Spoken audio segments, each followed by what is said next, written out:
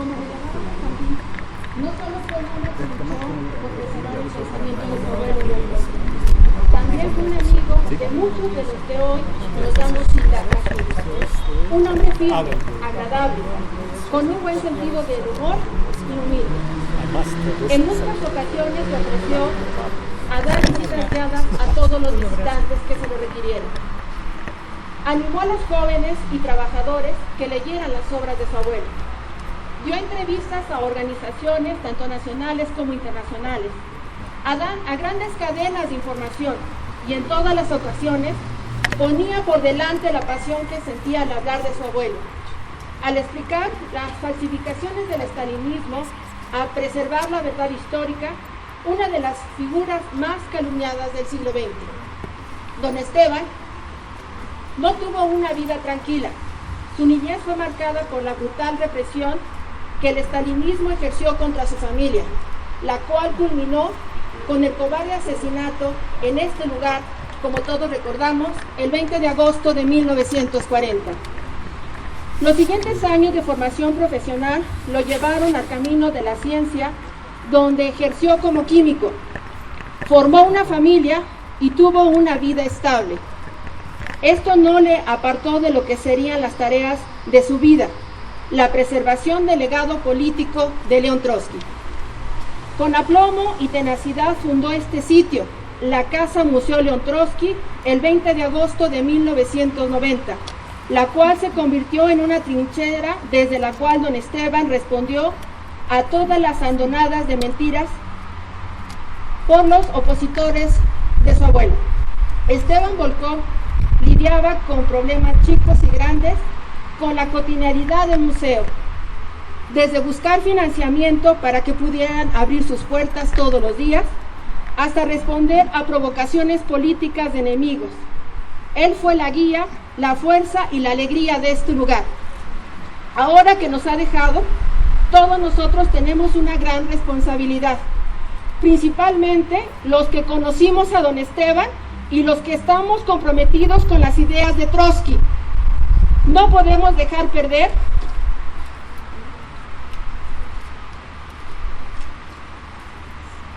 Estoy emocionada. Don Esteban para mí era como un padre. Quisiera seguir más, pero tenemos más evento. Yo y todas las personas que realmente estuvimos cerca de él, lo recordamos como está en la foto, con una sonrisa. Cada vez que alguien le preguntaba a don Esteban ¿cómo está?, su respuesta era arriba el pasto. Y bueno, simbólicamente él está y sigue estando en el corazón de todos nosotros. El museo más que hoy sigue presente y todos seguiremos su legado y cuidaremos y protegeremos este lugar. Le pido por favor a Alejandro y a Jesús me acompañen a depositar las cenizas de Trotsky y de don Esteban.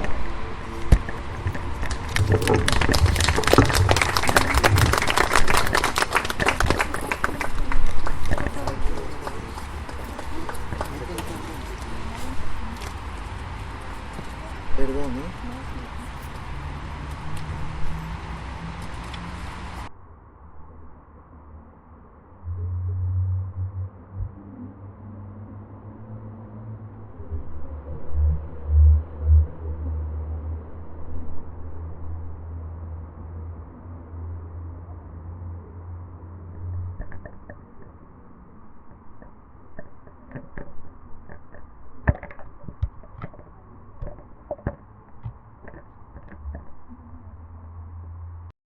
Pedimos al compañero y gran amigo de don Esteban y de todos los presentes, Alan Good, que nos acompaña, como les comenté al inicio, desde Inglaterra.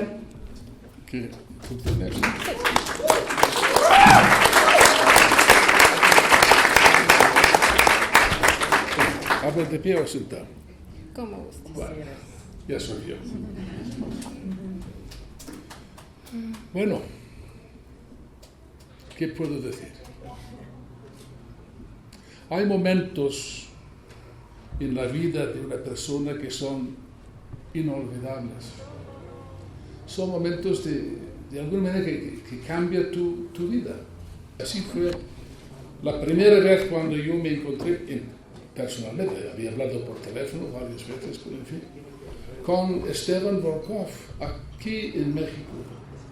Y fue en el año 1989.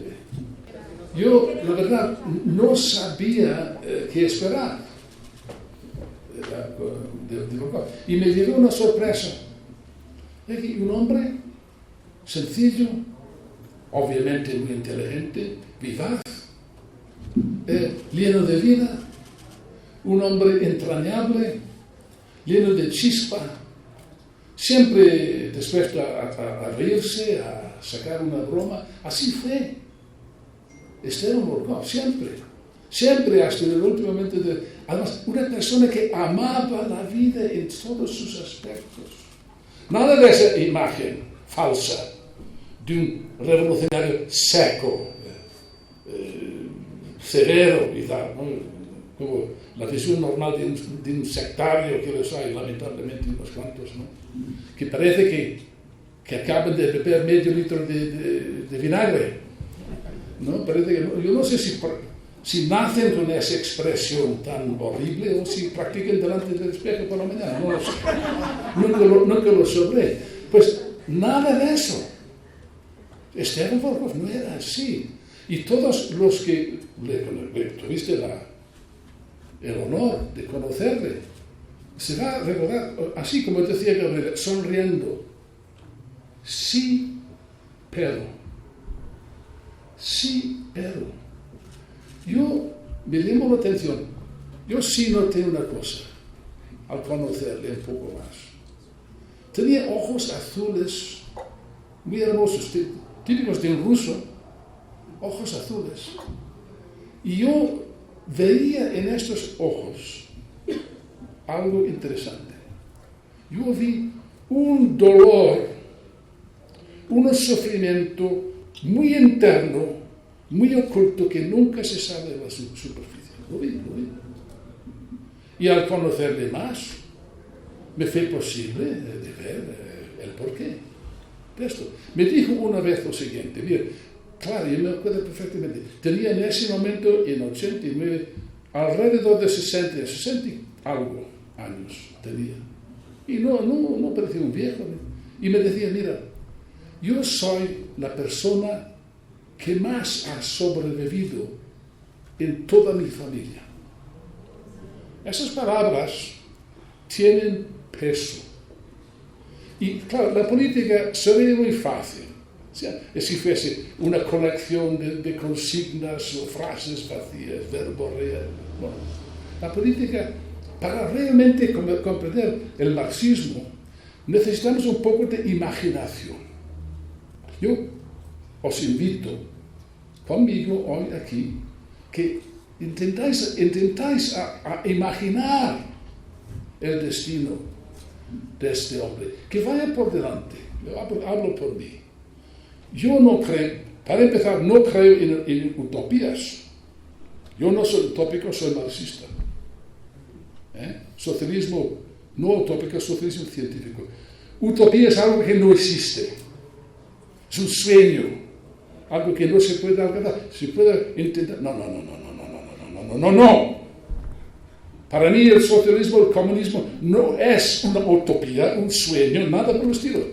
Es una necesidad absoluta que surge de la realidad que vemos por todas partes. Que no esté de acuerdo conmigo, haya cuentos, no tengo nada más que decir. Tampoco creo mucho en mitos ni en símbolos y cosas así. No. O en, ¿cómo se dice en la religión? ¿Cómo se dice? Íconos. Yo no creo en íconos ni religiosos ni políticos. Eso sí, en la política como en la vida misma, los símbolos sí existen y sí tienen peso. Y Esteban Volkov era un símbolo para mí. ¿De qué? El único sobreviviente, la única manifestación física, ¿de qué? de toda una época en la vida de la humanidad, de nuestro planeta. Sí, señor. Un periodo extraordinario de grandes luchas, de grandes éxitos que no se olviden. La gran revolución de octubre del 17, en mi opinión como marxista, el acontecimiento más importante en la historia del mundo. Sí, señor, lo mantengo. Porque aquí por primera vez, si excluimos el episodio heroico de la Comuna de París, por primera vez las masas, no los intelectuales, los sectarios, la gente que han tragado tanto teoría, no. Los hombres y mujeres normales y corrientes, obreros, soldados, campesinos, se levantan y logran destruir una época tan represiva y tan potente que parecía imposible derrumbarlo. El zarismo.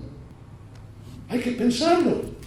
Ese enorme afán, ese enorme logro, ese enorme éxito, ese enorme triunfo. Claro, hoy por hoy no es de moda, soy consciente. No. La revolución rusa, no, por Dios. Terrible, un baño de sangre. No. Venga, anda. Tócame los cojones, perdóname. Mi español. Los pongo en la mesa. Claro. Los opresores de hoy, los capitalistas, los ricachones, los opresores, nuestros enemigos, van a decir eso. Por supuesto lo van a decir. No. Fue un gran triunfo. Pero claro, además de un gran triunfo, grandes triunfos, hubo grandes derrotas. Terribles derrotas. Y grandes sufrimientos de millones de seres humanos, millones y millones. Ayer estaba hablando con un compañero de Tutiero, que es padre de una víctima de la masacre de los... Aquí está Clemente. Sí, Clemente, ponte de pie, Clemente. Clemente, ponte de pie, por favor. Ese camarada.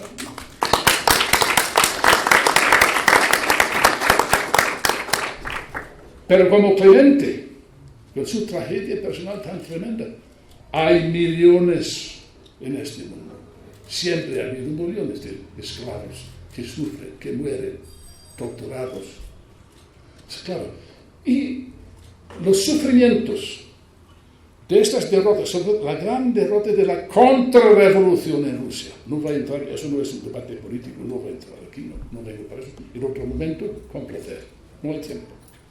Pero el aislamiento de la revolución bolchevique en condiciones de terrible atraso económico, financiero, cultural, conduce a una reacción burocrática dirigida por Stalin. Y hoy, ¿qué dicen los enemigos de la revolución? No, porque el stalinismo y el bolchevismo son iguales. Lenin y Trotsky eran tan malos como Stalin, tan sangrientos. ¿No? ¿Habéis escuchado ese cuento de niños? Yo sí, muchas veces. Bueno, los que dicen esa mentira me tienen que contestar una simple pregunta. Si Stalin y Lenin y Trotsky realmente fuesen iguales, ¿cómo explicas tú que para poder alcanzar su poder, su dictadura sangrienta, Stalin tuvo que masacrar y exterminar físicamente todos los bolcheviques? ¿Todos los de la partida? Absolutamente todos. Sí, señor. Hay un río de sangre que separa el bolchevismo y la revolución de octubre y el stalinismo. Un baño de sangre. Un río de sangre, mejor dicho. Y claro, ¿por qué lo digo? Porque en la vida de Esteban Volkov vemos plasmada esta gran tragedia de millones. De millones. Vamos a ver, lo ha dicho el camarada Alejandro, no pienso repetir sus palabras. Las palabras, por cierto, de un libro excelente, El hombre que amaba a los perros. De todas formas, ejemplo. ¿Por qué se llama Esteban Volkov y no Esteban Trotsky? Bueno, para empezar, Trotsky tampoco es Esteban Trotsky, eso es otro tema. Él era un hombre de guerra. Curioso, ¿sabes de dónde Trotsky cogió ese nombre? De su carcelero, zarista. Es un nombre como cualquiera. No. Volkov. ¿De dónde viene eso? Os voy a decir. Esteban Volkov es el producto del primer matrimonio de Trotsky. Trotsky, cuando era joven, más joven que la mayoría aquí presentes, estaba en Siberia, detenido por sus actividades revolucionarias. Y en Siberia se casó con una mujer que no se sabe trágicamente mucho de esa mujer, una gran mujer que merece ser más conocida, una heroína, vamos, Alexandra Sokolovskaya. Se casaron y ese matrimonio tuvo 2 hijas. Una de las, el matrimonio no duró, fue en Siberia. Trotsky se fue a la fuga y después se casó otra vez, con Natalia Sierra, eso fue más tarde. De las 2 hijas, una de ellas, Zenaida, fue la madre de Esteban Volkov. La madre, que ya vamos a hablar del destino de Zenaida en un momento. Y el padre, Esteban Volkov me confesó que él no tenía ningún recuerdo, absolutamente cero, de su papá. Nada. Porque Platón Volkov, su padre, fue un bolchevique, seguidor de Trotsky, oponente de Stalin, que fue detenido y desapareció. Fue fusilado después en los campos de exterminio de Stalin. O sea, Esteban Volkov nunca... Y de hecho, aquí en el museo, en algún sitio, no sé dónde, hay una vieja foto de un hombre, una vieja foto, apenas se ve. Eso es Platón Volkov, el padre de Esteban, el único resto de su vida que yo sepa, y no sé cómo llegó al museo tampoco. Esa foto tan borrosa es lo único que queda para confirmar la existencia del padre de Esteban. Después, Trotsky fue exiliado en el año 27 a Turquía, su sede en la isla de Príncipe, y su hija Zenaida quería irse, pidió permiso a Stalin, irse a ver a su papá. Stalin, a propósito, José Stalin era uno de los monstruos más grandes en toda la historia del mundo. Un monstruo, sí señor. Compara con él Calígula, los crímenes de Calígula y Nerón son juegos de niños. Y Stalin tenía la obsesión no solamente de liquidar todos sus enemigos, todos sus rivales, reales o imaginarios, sino también sus familias. La venganza se extendió a todos, las mujeres, los hijos, los amigos, los vecinos, quien sea. Todos asesinados. Y su crueldad, su sadismo, llega a la finura, si se puede utilizar esta frase. Dijo, sí, puedes ir a ver a tu padre en Turquía, pero solamente con un hijo. Había 2, había una pequeña cría, un bebé. No, la cría se queda aquí, como rehén, y le manda a Turquía. Acto seguido, una vez fuera del país, cancela su pasaporte. Imagínate tú. Y esta mujer ya tenía problemas psicológicos graves. Era muy deprimida y lo demás. Sería imposible para ella jamás ver a su marido o su bebé. Imagínate tú. ¿Qué efecto? Cayó en una profunda depresión. Y Trotsky tuvo la idea de enviarle a Berlín al cura de un profesor de lo que era una ciencia nueva, la psicoanálisis, para salvarle. Y con ella su hijo, el pequeño Esteban. Imagínate tú, el pequeño Esteban, que a propósito, incluso de pequeño, amaba la vida. Él me decía cuando iba a Turquía, su padre, su abuelo le llevaba remando a la pesca y veía en los aguas cristalinas del Mármara, peces con todo tipo de colores. Y el crío era tan fascinado que miró y cayó al agua, casi muere ahogado. Tan fascinado de la belleza de la vida. Pues bien, ese crío fue mandado con su mamá a Berlín. ¿En qué año? 1933. La subida al poder de Adolfo Hitler. Y estaba también bajo el cuidado de su tío, uno de los hijos de Trotsky del segundo matrimonio, Leon Sedov, un gran hombre revolucionario activo. Y estando en Berlín en 1933, la madre de Zenaida, en un estado de depresión total, debido a la crueldad de Stalin, se mató. Se puso su cabeza en un horno de gas y adiós. Imagínate tú un pequeño crío, solo, huérfano, en Berlín en esos momentos. Su tío, que era un gran personaje del cielo, le llevó a París, de donde él estaba haciendo trabajo político. Stalin, claro, pero el brazo de la GPU fue largo. Stalin le asesinó. Su tío, que estaba cuidando, estaba asesinado. Y se quedó en manos de una persona bastante desequilibrada. No voy a entrar en detalles. Nuevamente insisto. Imagínate el joven, huérfano 2 veces, en París. Eso sí, el joven Esteban Volkov me dijo, se enamoró de París. Se enamoró. Pasó todos sus ratos libres yendo por el Seine,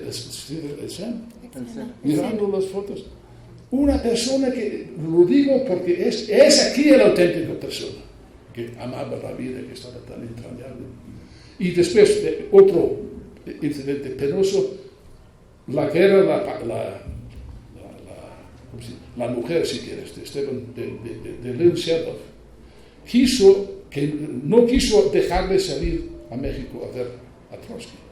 Hubo un caso criminal después. Imagínate qué cosas. Yo os digo lo siguiente, piénsalo.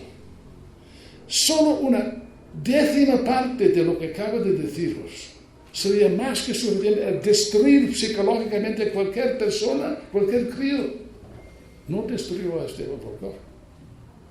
Esteban tenía una fortaleza interna tremenda. Finalmente llega a México, no voy a decir mucho más, lo dice Alejandro. Y él decía que lo que encontró aquí, por primera vez en su vida, encontró una familia. La calidez de su abuelo, que era muy amable con él, etc.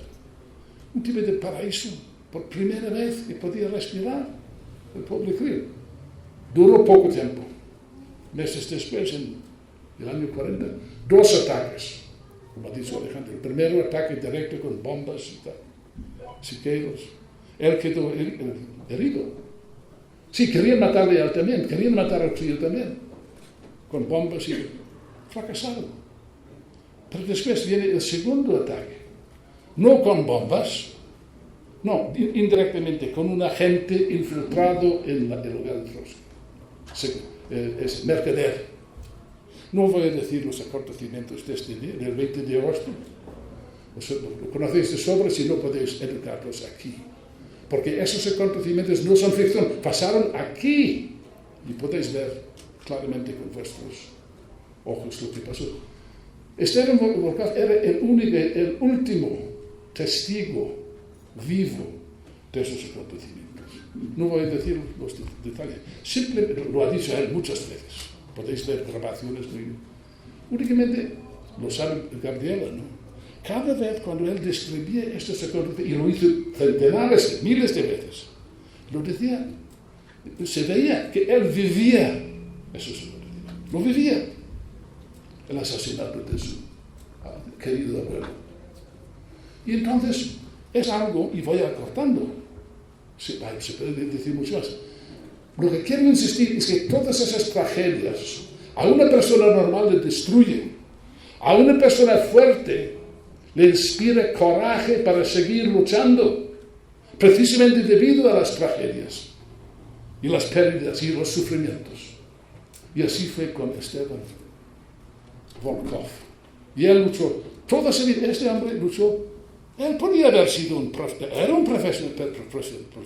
un buen profesional. Y podía haberse separado de la política, lavado. No. Esteban Volkov era un hombre con una misión y una pasión. Porque el marxismo no solamente son 4 consignas que cualquier niñato puede decir acerca de la razón permanente, lo que sea. No. Tiene que ser una pasión que viene de dentro, del alma y del corazón. La vida de Esteban Volkov fue una vida de pasión. ¿De qué? Punto número 1, de mantener la verdad histórica contra las mentiras, de decir la verdad, y dijo la verdad. Una de las cosas, yo empecé una gran amistad con Esteban Volkov, una gran amistad. éramos grandes amigos. Siempre, hasta el final. Y a veces me hacía la vida imposible. Yo soy escritor, puedo escribir y demás. Y insistió mucho que el libro de Trotsky, que quedó inacabado cuando le mataron, que fue una biografía de Stalin, que solamente existía en trozos y bastante mutilados y demás, que habría que rehacer esta obra. Yo lo resistí mucho tiempo porque soy un hombre muy atareado. Finalmente me dejé el brazo a torcer. Me costó 6 años para hacer este libro, que es, yo no digo que es la última palabra, pero este libro jamás será terminado. Pero por lo menos es el máximo que jamás existe de ese gran libro de Trotsky. Si tú quieres saber algo de la Revolución Rusa y de la degeneración stalinista, lee ese libro. Y cuando yo le di a Esteban la versión en español de Stalin, fue como un pequeño niño con zapatos nuevos, como decíamos en Gales, ¿no? Como Navidades había llegado temprano. Fue absolutamente contento con esto. Así que él sí quería defender no solamente la memoria de Trotsky, sino las ideas de Trotsky, que él siempre defendía hasta el último día de su vida. Entonces, yo podría decir mucho más, pero no quiero aburrirlos. Simplemente quiero que reflexionéis un poco. Cuando Stalin mató a Trotsky, cuando él recibió, tú sabes que tenía en su despacho en el Kremlin, Stalin, es verdad, sabemos, tenía una mesa especial. Y en esa mesa tenía todos los documentos escritos por Trotsky, todos sus últimos artículos. Él tenía Trotsky, aunque estaba lejos, porque tenía las ideas de él, tenía mucho. Y quería eliminarle, a todo esto. Y cuando él finalmente se enteró, recibe el mensaje de que Trotsky estaba muerto, puedes imaginar, estaría más que contento, estaría muy satisfecho. Y diría a sí mismo, bueno, ya está con esto, todo acabado. Pero ¿sabes una cosa? Hay una cosa que Stalin jamás entendió, ese vulgar, empírico, ignorante. Jamás. Él creía que la fuerza, la violencia, es el secreto de todo. Si tienes violencia en sus manos, pues ya está todo resuelto. Vamos a ver, amigos y amigas. No es difícil matar a un ser humano. No es difícil. No hay arte. No es gran cosa.